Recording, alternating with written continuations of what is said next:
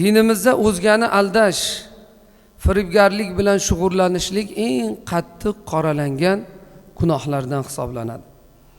Alloh taolo Qur'oni Karimda aytadiki, Astag'iz billah, "Fanaj'al la'natallahi 'alal kadhibin" dedi Alloh taolo. Biz yolg'onchilarga Allohni la'natini tilaymiz dedi Alloh taolo. Alloh saqlasin. Allohning la'nati bu o'ta og'ir.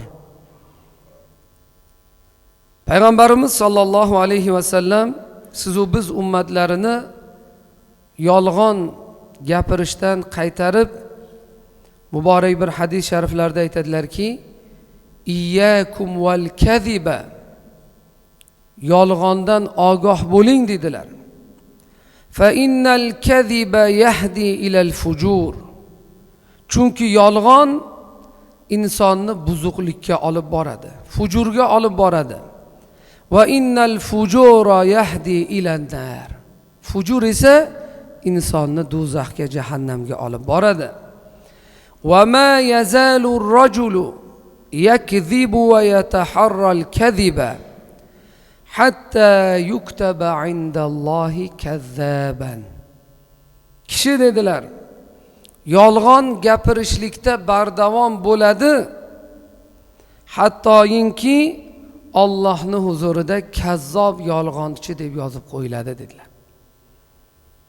Qarang, suyagi yo'q mana shu tilimizga ozgina bee'tibor bo'lsak, bu tilimizdan yolg'on takror chiqadigan bo'lsa, hali shu dunyodaligimizda Allohning huzurida nima deb yozib qo'ylar ekanmiz? Kazzob, yolg'onchi deb yozib qo'ylar ekanmiz. Demak, bu yolg'on kichik gunoh emas ekansizlar, og'ir gunoh. Alloh Qur'onda yolg'onchiga Allohning la'natini tilaymiz deb turibdi. Yolg'onda bardavom bo'lishlik Allohning huzurida kazzob deb nomlanishligimizga sabab bo'lar ekan. Afsuski, mana bu illat ham bugungi kunimizda bizni qonimizga singib ketdi. Yolg'on go'yoki bir oddiy holatga aylanib qoldi. Yurish turishimizda yolg'on, tijoratimizda yolg'on, kasbimizda yolg'on, o'tirib turishimiz hammasi yolg'ondan iborat bo'lib qoldi. Va bu narsa biz uchun oddiy holatga aylanib boryapti, Alloh saqlasin. Shunday holatga keldikki, mana shu odatlarimiz farzandlarimizga ham o'tyapti. Birov eshigini taqillatib kelsa, bolasi chiqib so'raydi, dadasiga aytadi, falonchi keldi desa, yo'q deb aytgin deydi. Qarang, bolangizga yolg'onni o'rgatyapsiz-ku. U nima deydi? Ha, demak, yolg'on gapirish mumkin ekan deydi. Payg'ambarimiz sollallohu alayhi vasallam qarab tursalar, bir ayol o'zini bolasini chaqiryapti. Keyin kesang xurmo beraman dedi. Haligi bolacha kelgan edi. Payg'ambar alayhissalom aytdilarki, xurmoing bormi dedilar haligi ayolga. Ha, bor dedi. Agar yo'q bo'lganda yolg'on ishlatgan bo'larding, gunohkor bo'larding dedilar. Yosh bolaga nisbatan ham qarang.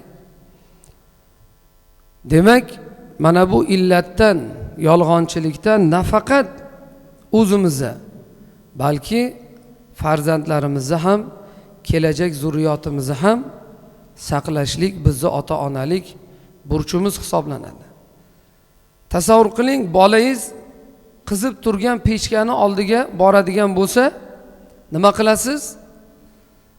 Joningizni xatarga qo'yib bo'lsa ham haligi bolangizni o'sha issiqlikdan, haroratdan saqlab qolishga harakat qilasiz.